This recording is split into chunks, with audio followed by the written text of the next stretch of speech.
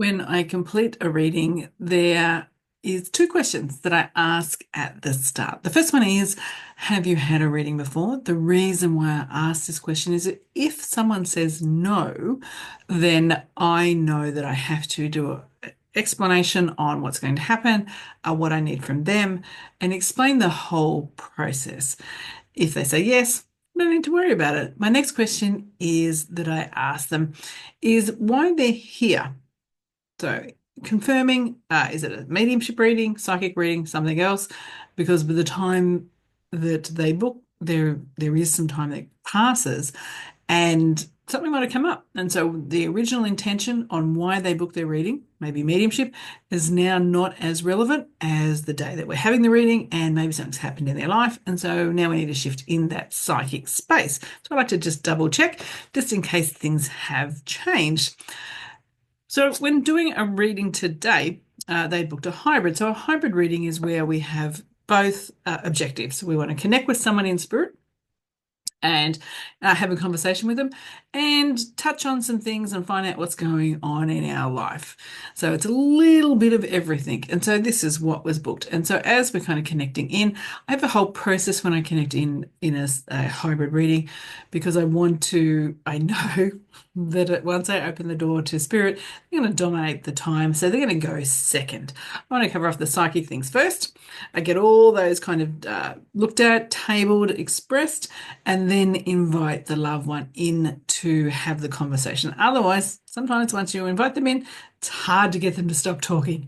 And so I will do it this way. Used to do it the other way, used to invite them in, then we would never get onto the psychic information. So I've now flipped it. So as I'm doing that today, I'm, connecting in, doing my process. So I connect into someone's energy, and there's a whole process that I use that, and I communicate as I'm going through that process.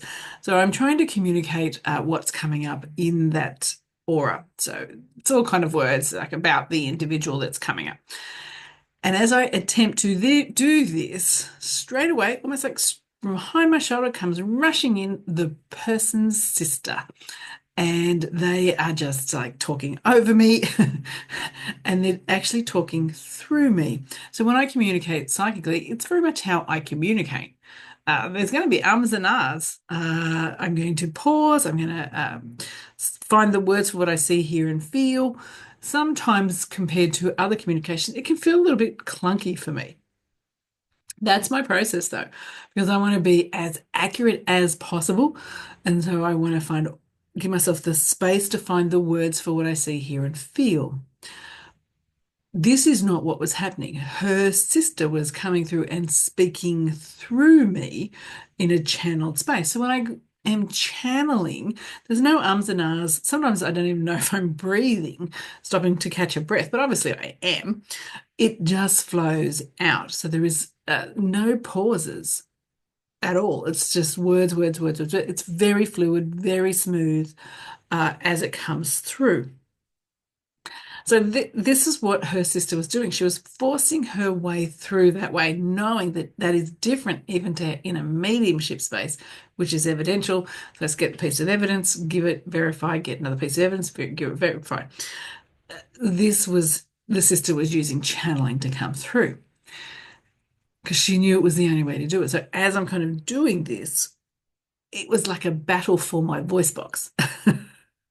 Like I was trying to communicate how I would in a psychic space, and she was kind of railroading, pushing in, and taking over. I could have continued this battle of energetic wills for the voice box, was just going to be a mess. I had to surrender as me in that psychic reading space and let the sister take over because I knew that I wouldn't have been able to win that battle. Just wasn't something that I could, and it was easier for me to move out of the way and let go of my objective and allow her to achieve hers because it was really going to serve. She knew what needed to be said, and we could come back to the psychic space afterwards. So the takeaway for this situation for me was when a spirit is so determined to speak, even though that was not the way I wanted it to happen, it's not the way I normally do it. When they are determined to speak, it is better and easier for you to let them speak. Allow them to have the voice to communicate what they need to, and then they will move out of the way. You will not win that tug of war in that energetic space. And so allow them to do what they need to do, and then you can do what you need to do in the reading space.